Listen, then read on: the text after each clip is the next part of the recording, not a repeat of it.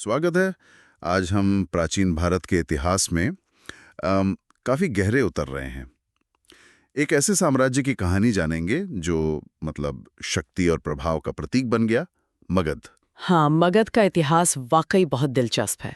हमारे पास जो ये सामग्री है ये ऐतिहासिक लेखों और विश्लेषणों का एक तरह से संग्रह है।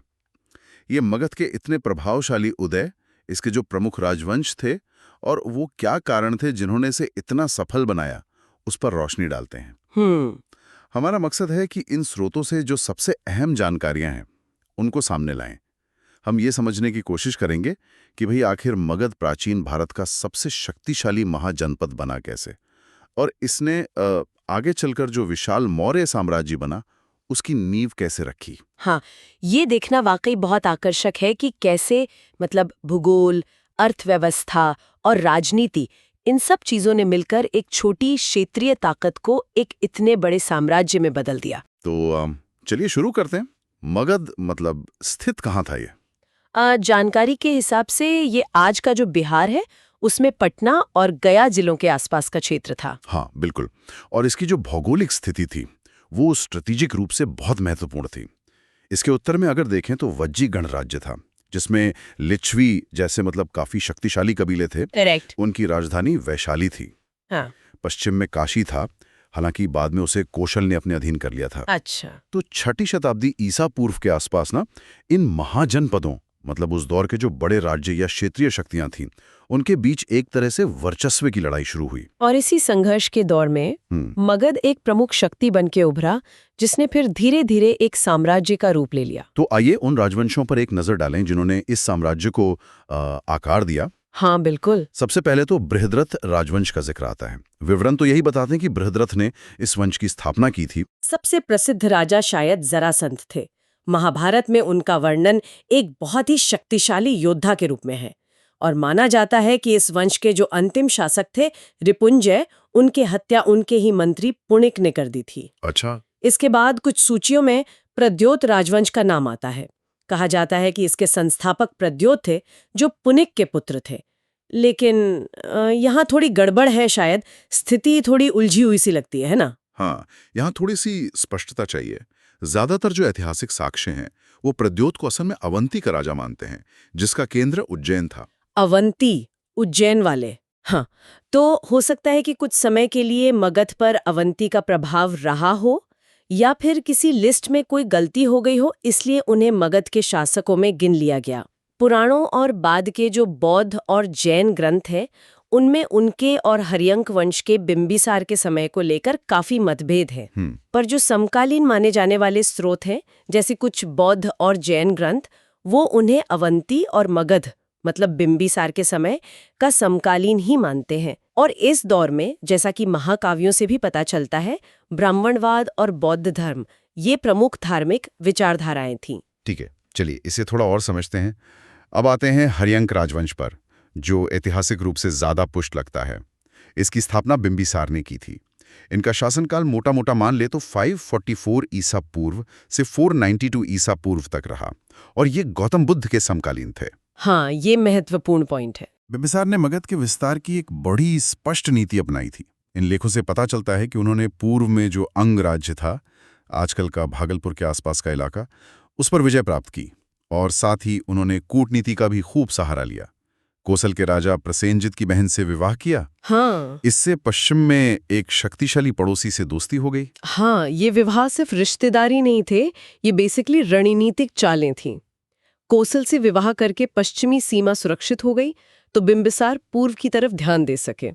उनका दूसरा महत्वपूर्ण विवाह वैशाली की लिच्छवी राजकुमारी चेल्लना से हुआ, जो आगे चलकर अजातशत्रु की मां बनी। अच्छा, अजातशत्रु की मां। हाँ, और तीसरा विवाह पंजाब के मद्र कुल की राजकुमारी से हुआ। तो इन गठबंधनों ने मगध को न केवल सैन्य विस्तार का अवसर दिया, बल्कि राजनीतिक प्रतिष्ठा भी बहुत दिलाई। बिंबिसार के बाद उनके पुत्र अजातशत्रु शासक बने। कुछ परंपराएं तो कहती हैं कि उन्होंने सिंहासन के लिए अपने पिता की हत्या कर दी थी। हालांकि इतिहासकार इस पर एकमत नहीं है। हाँ, ये थोड़ा विवादित है। पर उन्होंने अपने पिता से भी ज्यादा आक्रामक विस्तार की नीति अपनाई। काशी पर अपना नियंत्रण मजबूत किया और वैशाली के लिच्छवियों से युद्ध छेड़ दिया। हाँ, और ये ध्यान देने वाली बात है कि उनकी माँ खुद लिच्छवी राजकुमारी थीं, चल्लणा। इसके बावजूद उन्होंने वैशाली से युद्ध किया, और ये कोई छोटा मोटा युद्ध नहीं था, ये पूरे 16 साल तक चला। 16 साल, बाप रे। हाँ, अंत में अजातशत्रु ने वैशाली को जीतकर मगध साम्राज्य में मिला लिया। ये उनकी दृढ़ता और महत्वाकांक्षा को दिखाता है। अजातशत्रु के बाद उनके उत्तराधिकारी उदयन आए, लगभग 460 ईसा पूर्व में। उन्होंने एक बहुत ही दूरदर्शी कदम उठाया। उन्होंने गंगा और सोन नदी के संगम पर पाटलिपुत्र शहर की नींव रखी और उसे मगध की नई राजधानी बना दिया।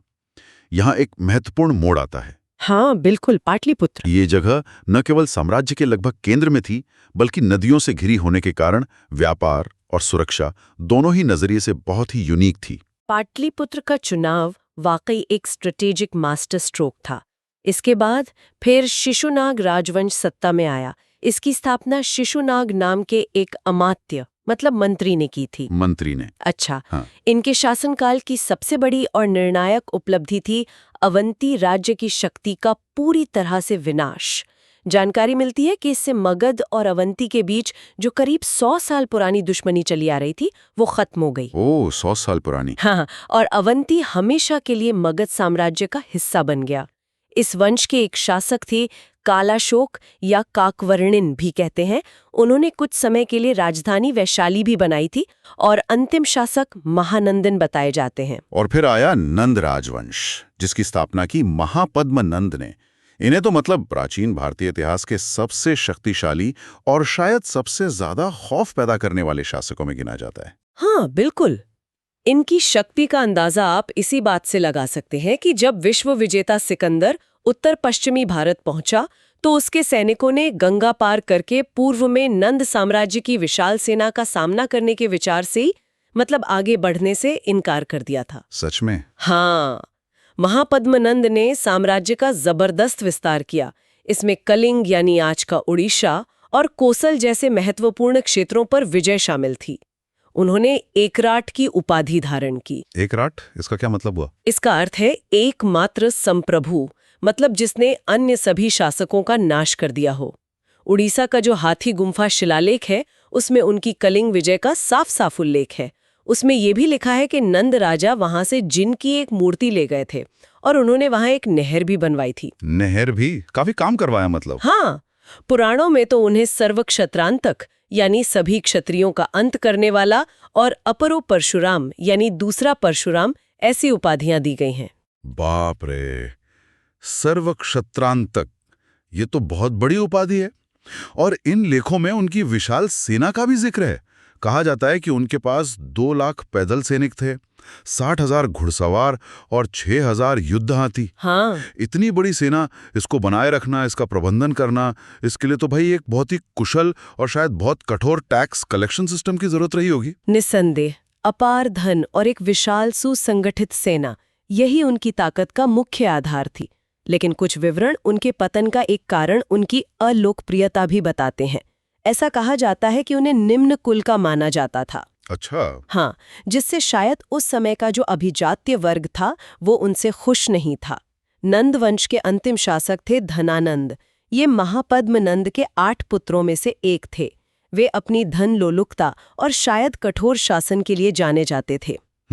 और इन्हीं धनानंद को चंद्रगुप्त मौर्य ने आचार्य चाणक्य यानी कौटिल्य की मदद से हराया और मगध में मौर्य साम्राज्य की नींव डाली। तो आखिर इन सब बातों का निचोड़ क्या है? मगध इतना शक्तिशाली साम्राज्य बना कैसे? हमारे स्रोतों के आधार पर इसके मुख्य कारण क्या थे? हाँ, देखिए, कई कारक थे जिन्होंने मिलकर मगध को ये यूनिक पोजीशन दिलाई, जैसा कि इन विवरणों से साफ पता चलता है। पहला और शायद सबसे बुनियादी कारण था मगध के अत्यंत लाभप्रद भौगोलिक स्थिति। लोकेशन। हाँ, लोकेशन। ये मध्य गंगा के मैदान में था, जहां नदियों द्वारा लाई गई उपजाऊ जलोढ़ मिट्टी एल्यूवियल सॉइल बहुत थी। इससे खेती की उपज बहुत ज्यादा होती थी।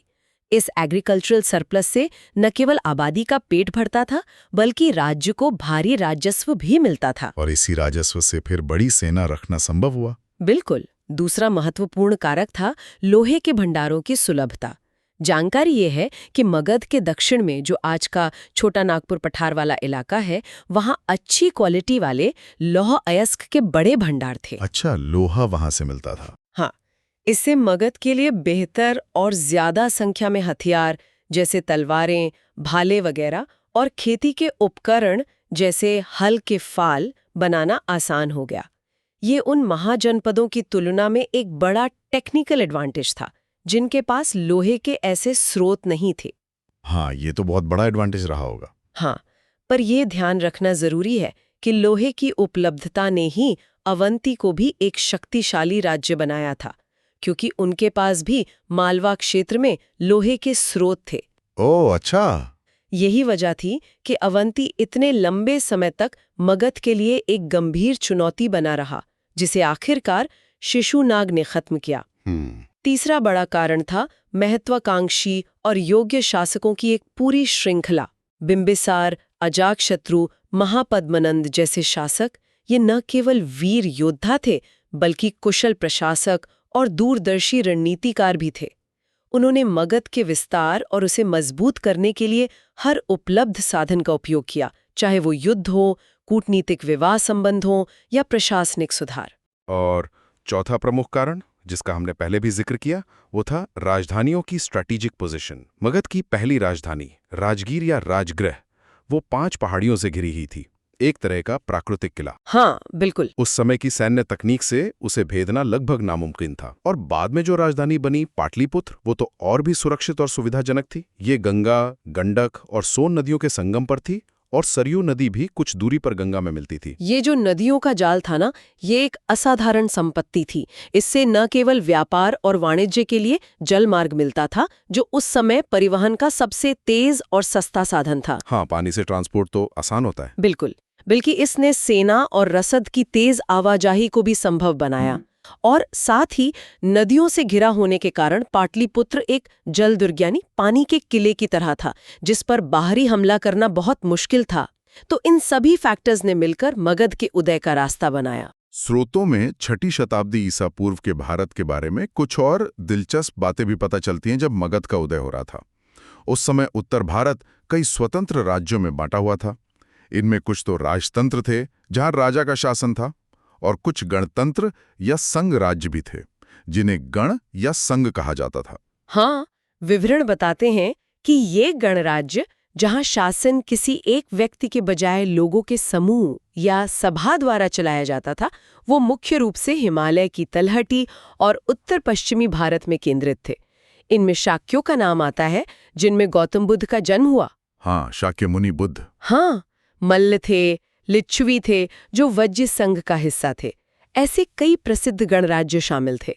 इसी काल को अक्सर भारत के इतिहास में द्वितीय नगरीकरण यानी सेकंड अर्बनाइजेशन का दौर भी कहा जाता है। अच्छा, दूसरा शहरीकरण। हाँ, गंगा घाटी में कई नए शहर बसे या पुराने शहरों का तेजी से विकास हुआ। कुछ शहर राजनीतिक और प्रशासनिक केंद्र बने, जैसे राजगृह, श्रावस्ती, कौशाम्बी। कई दूसरे महत्वपूर्ण व्यापारिक केंद्रों के रूप में उभरे, जैसे उज्जैन, जो उत्तर और दक्षिण भारत के व्यापार मार्गों पर था। वहीं वैशाली जैसे शहर धार्मिक और सांस्कृतिक गतिविधियों के केंद्र बन गए। और ये जानकारी भी महत्वपूर्ण है कि प्राचीन भारत के इन 16 प्रमुख महाजनपदों की जो लिस्ट है और उनका वर्णन, वो हमें मुख्य रूप से बौद्ध ग्रंथ, अंगुत्तर निकाय और जैन ग्रंथ भगवती सूत्र जैसे प्राचीन ग्रंथों में मिलता है। हाँ, ये ग्रंथ उस समय के राजनीतिक और भौगोलिक नज़ारे को समझने के लिए बहुत ही कीमती स्रोत हैं।